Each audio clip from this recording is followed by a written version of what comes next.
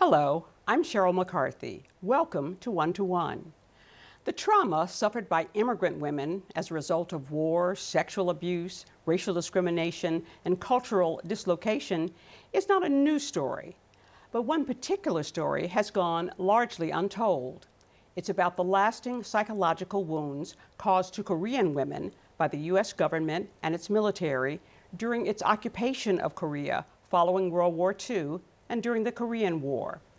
In her memoir, Tastes Like War, Grace Cho, Associate Professor of Sociology and Anthropology at the College of Staten Island, tells the story of her bright, talented, and determined mother and her valiant struggle to maintain her autonomy as a Korean woman and war bride brought to small-town America. Welcome. Thank you so much for having me. This book is about your relationship with your mother, who came to this country after marrying your father, who was an American merchant marine, whom she had met in Korea. Why did you decide to write this book? So I want to contextualize it in sort of my larger body of research, which is that I felt haunted by the things that were unspoken in my family history. And so when I was a graduate student at the CUNY Graduate Center, I began to research the social conditions of my mother's life in Korea. And so it sort of led me down this path of asking these questions about what the social context of her life had been, and particularly in relation to the experiences she had starting when I was an adolescent, which is that she started to hear voices and have all these experiences that are associated with schizophrenia. So much of my adult life has really been profoundly shaped by that experience in wanting to understand what her life had been like and what it could have been like if things had been different. So you wrote the book about, to satisfy your curiosity about your mother's history, you wrote your first book, which was about the lives of these women in general. And then you seem to have sort of circled back to tell your mother's particular story. So when my first book was in production, my mother suddenly died, and I still don't know what the cause of death was, but I was propelled into such profound grief during that sudden loss that the only way I knew how to deal with it was to write the memories of her that sort of came flooding back to me. And what was interesting is that in those memories, she was the young, vibrant mother of my childhood, always cooking, always feeding people. And so I realized that there was this other story about my mom that I had forgotten. And I wanted to bring that back. I wanted to bring that aspect of her back.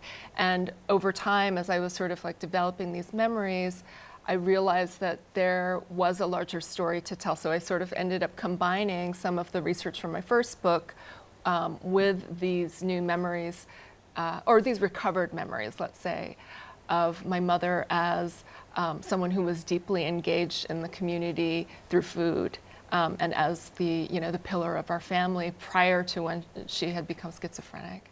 You write that you had three mothers. Briefly, what were the three?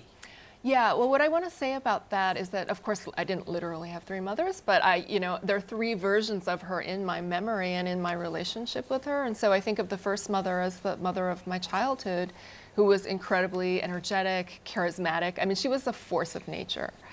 And then when I was 15, when she started to show signs of mental illness, that first mother sort of disappeared. I mean, she sort of slowly disappeared, and all of the things that she used to do, like go out into the woods to forage, cook these elaborate meals, all of that sort of disappeared. And once I became aware that she was probably suffering from schizophrenia. Which you sort of diagnosed yourself by reading up on your mother's symptoms, right? Yes, I did that in the high school library because I didn't really know what to do. I was very afraid of the changes that I saw in her. I was afraid of her as well because I think I had internalized all the stereotypes that this culture has about people who have schizophrenia, that they're dangerous. And so I got this notion that maybe my mom was dangerous, but I also felt that I needed to try to get help for her. And you tried, but nobody really listened or did anything. Yes. So, after arming myself with this information that I found at the library, I first tried to approach my father and my brother, but they were not happy to hear me say that I thought that my mom had schizophrenia. So I think there was a level of denial there. And then my next step was to go to the community mental health care center, where the counselor told me that it was too late to help my mom because she was 45. And I was shocked and confused. And it also sort of planted the seed in me of, what Koreans call han, which is the sense of grief and rage over injustice, because that was the moment when I was able to see my mother as a disposable person through the eyes of society.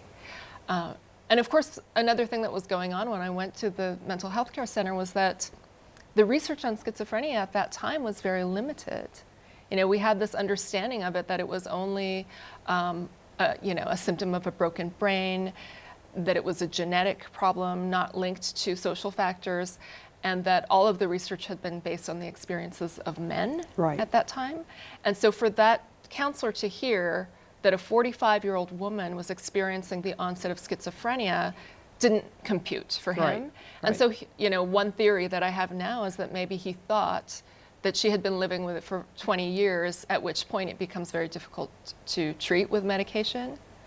It was a failure.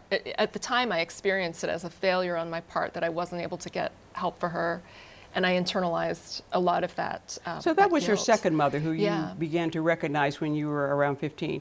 Who was your third mother? So it took many years to get to this point, but when I was in my 30s, my mom had moved out to the East Coast. She was living about 3 hours away from me, and I started to cook Korean food for her.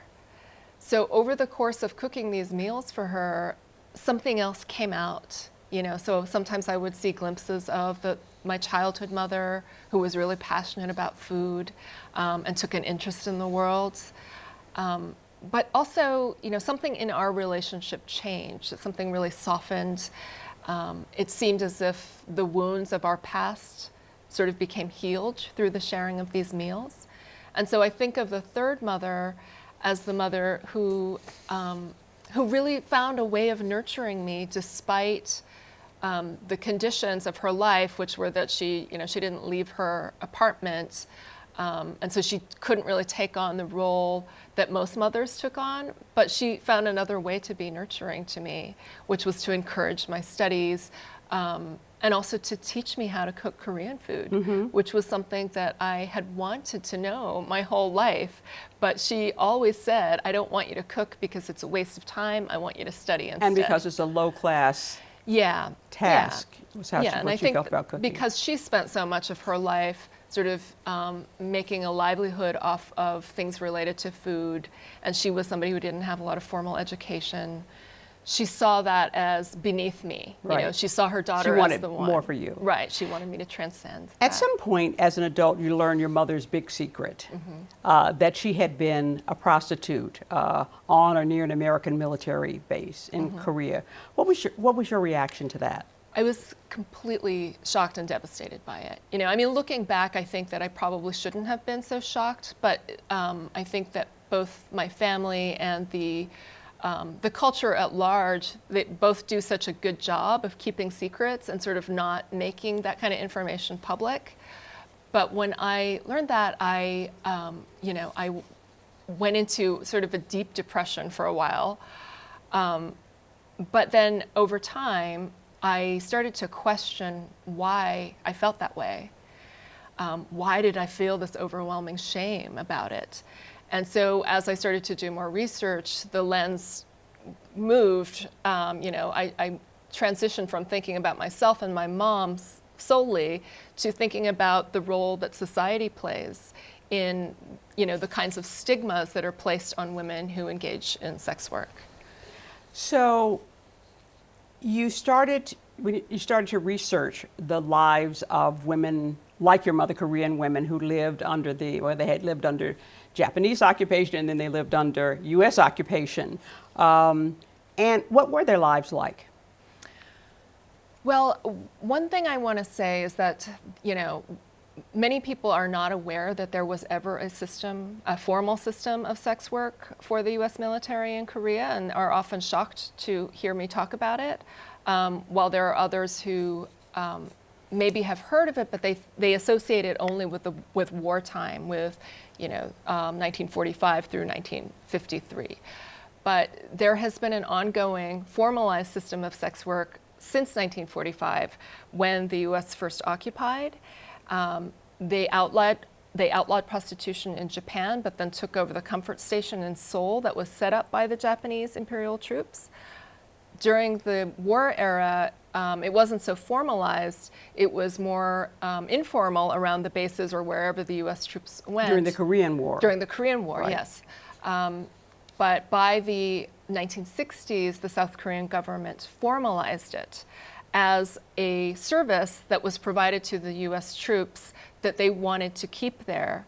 And so there was sort of an unspoken agreement between the South Korean and the U.S. governments that this was going to be an entertainment service provided to all the Americans that were stationed there. Right. Yeah, and as far as what their lives were like, I mean, I think the experiences varied quite a lot, where maybe some women were not in abusive conditions, but with most of the stories that are out there from the women who have spoken out about it, the system itself was quite coercive and abusive. So, I want to be clear that I'm not opposed to sex work itself, but that we have to look at the conditions surrounding that work and whether the person engaged in it is being exploited systematically. After World War II, during the Korean War, they were poor, they were being bombed, there was a lot of violence against them. You had a lot of women who were desperate and had no other choice, they felt, than to do sex work. Right. So, yeah, I mean, there were limited choices. So it's not that there were no choices, but the choices for young women at that time basically were either to work in a factory or to work around a U.S. military base. And so the work at the bases, there were a variety of things that one could do there, but really on a continuum between, entertainment that didn't involve sex to, outright prostitution. And so if a woman went to work around a military base, even if she wasn't selling her sexual labor in an explicit way, she was still associated with that sex work. And so she was sort of branded as an immoral woman from the perspective of the Korean culture. Has the United States government ever accepted responsibility for supporting this whole network of sex work that involved the women of Korea? Not that I'm aware of. I think that their official response is that this is something that the South Korean government set up and that the U.S. was not involved in it, although the clientele was exclusively American. It's a major theme of the book, and you've touched on it a little earlier, seems to be that while we, I guess, still tend to think of schizophrenia as a disease caused by an aberration in brain chemistry, it can also be caused by trauma, violence, poverty, dislocation, sexual abuse. Do you believe this is what led to your mother's illness? Yeah, I mean, it's a hard question to answer. Of course, I'm never going to know for sure, but what I found in the research really leads me to believe that schizophrenia is more of a social illness than it is a biological illness. I mean, there is always a genetic component to any sort of condition that we have. But in this case, I look at the social risk factors that sort of came out over the last several years, and I look at my mom's case. There are 6 social risk factors that are associated with the onset of schizophrenia, and my mom's case ticked off 5 out of 6 of them. Wow. And so prior to writing this book, I really associated her illness with the war, her experiences in post-war Korea, and all of those traumas. But as I was doing the research for this book, then I started to think more about the experience of racism in the United States, racism and xenophobia, because 2 of those risk factors are immigration and being a person of color in a white neighborhood. And so I think that that's just as important when we think about how society can drive us mad. Could you read a little excerpt Oh, sure. from your book? There were a lot of things we didn't know about schizophrenia in the 1990s when my mother first entered the mental health care system. We didn't know that psychoses have a briefer duration in the third world, or that people in non-Western countries were 10 times more likely to experience nearly complete remission, or that the normative treatment for schizophrenia in American culture may significantly make things worse, that it does so by repeatedly creating the conditions for demoralization and despair. We didn't know that it was possible to recover from schizophrenia in some parts of the world, but that the United States wasn't one of them. It wasn't simply the bad luck of a faulty gene or an incurably diseased brain that made my mother suffer. She also had the bad luck of having schizophrenia in the United States, the very place she dreamed would bring her good fortune. One of the tragic things about your mother's life, was seeing her go from being mother number one to number two to number three, because mother number one was really charismatic. There are about 3 Koreans, only 3 in your town in Washington, but your mother worked hard to assimilate. She learned to cook American food. She entertained all of the people in the public school system with a big party where she cooked every year. I was fascinated. She obviously missed Korea and Korean food, especially kimchi. Yeah. And so she went out and found it. And she became a forager. She would forage in the nearby forest for especially, was it blackberries or blueberries? Blackberries. Yeah. And she became the blackberry pie lady for the whole area. And then she foraged for mushrooms. And she did all of this cooking and this foraging and being a mother and being a wife and holding down 2 jobs at the same time. It's really rather amazing. Yeah. Your book has created some controversy within your own family. Your brother, who I believe is 8 years older than you are, 7, okay, and his wife have accused you of exploiting your mother's life to further your career, and they've denied a lot of the things, factual things that you included in the book. What's your response to that? Well, it's important to know some context here because their criticism now is really rooted in a historical conflict that I've had with them over my writing that goes back to my first book, so more than 15 years back now. And at that time, they didn't want me to publish that book. They didn't want me to write anything about my family history, and especially not the aspects of it that were stigmatized. And so, at that time, really the only person who mattered to me was my mom, and she came out in support of the book. So I don't think that is, it's fair to say that I exploited her if she supported that book. But, I have had very little contact with my brother's family since my mother died. It's been pretty remote. And, I think that it's unfortunate that they see the book that way because I think the vast majority of readers sort of see it as a love letter to my mother. And I would have liked if they could have, seen it that way as well. And when I was writing the memoir, it was important to me that my brother learn about it from me and not from the media. And so I did inform him that the book was coming out a little over a year ago now, and I didn't get any response from him. So there was sort of a missed opportunity there to have some dialogue about the book. I know you did a lot of academic research about the situation of women like your mother. Did you talk to your mother specifically about her past? And if you did, was that therapeutic for her? Did she shy away from it? What? Yeah, it was an amazing moment. I mean, I spoke with my father about it when I first learned of it in 1994, but it took many years for me to talk to my mom about it just because I knew it might bring up some, pain for her, some past trauma. And I didn't talk to her about it until I was working on the first book. And when I told her that I was working on this book and I explained what it was about, and I told her that, I was only going to publish it if she wanted me to. She said that she did want me to. And, during the course of that conversation, I said, I know what you did in Korea for work.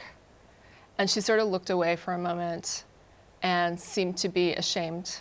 And I said, I want you to know that there's nothing about you that I'm ashamed of, and you don't need to be ashamed of that.